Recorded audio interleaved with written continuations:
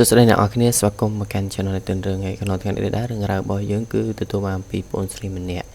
ដែលគាត់ធ្វើការនៅផ្ទះសំណាក់មួយកន្លែងនៅក្នុងទីក្រុងសៀមរាបតែគាត់បាននិយាយប្រាប់ខ្ញុំថាគាត់បានជួបហេតុការណ៍នឹងឬហើយនឹងអ្នកដែលធ្វើការជាមួយនឹងគាត់ក៏ជួបហេតុការណ៍ដូចគ្នាមិនថាភៀវមិនថាអីដែលមកស្នាក់នៅក្នុងស្ថានភាពហ្នឹងគឺ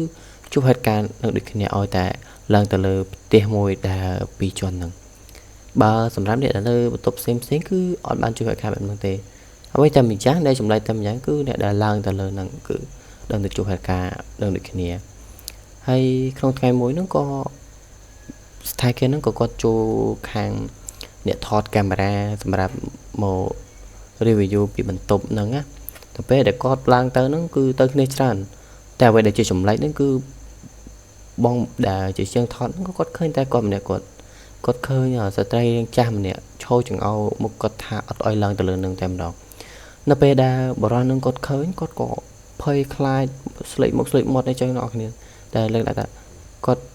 ធ្វើអ្វីលេងត្រូវហើយប៉ុន្តែអ្នកដែលទៅជាមួយនឹងគឺគាត់អត់បានឃើញអ្វីនោះទេប៉ុន្តែអ្នកដែលទៅជាមួយនឹងគាត់ដែលជាសង្សាររបស់បងដែលជាងថតនឹងគាត់គឺជាអ្នកធ្វើការនៅនឹងកន្លែងហ្នឹងដែរគាត់ថាគាត់ក៏បានធ្លាប់ជួបហេតុការណ៍នឹងដូចគាត់ដែរគឺមានបរិះរាងចាស់ម្នាក់និងក្មេងម្នាក់ស្លៀកឈុតបុរាណដែលគាត់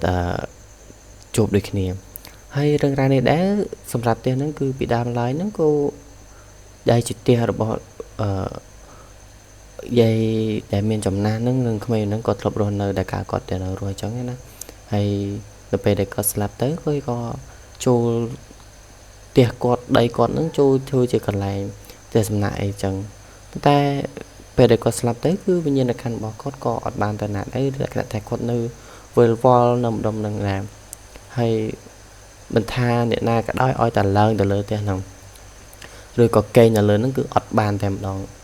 ឲ្យតែទៅកេងហើយដឹងតែជួបហេតុការណ៍ដូចគ្នាអញ្ចឹងហើយអ្នកបុគ្គលិកនៅហ្នឹងក៏គាត់មានការភ័យខ្លាចដែរតែអ្វីដែលចំណេះតែម្យ៉ាងគឺសម្រាប់អ្នកដែលបោះសង្ហាគឺគាត់មិនបានទៅជាបន្លាយអីទេហើយបុគ្គលិកនៅស្ថានភាពហ្នឹងគាត់ជួបហេតុការណ៍បែបហ្នឹងដូចគ្នាគាត់ក៏បានរាយការណ៍ប្រាប់ទៅមេរបស់គាត់ដែលនៅឯប្រទេសស្វីសហ្នឹងពេលគាត់រាយការណ៍រីអីហើយក៏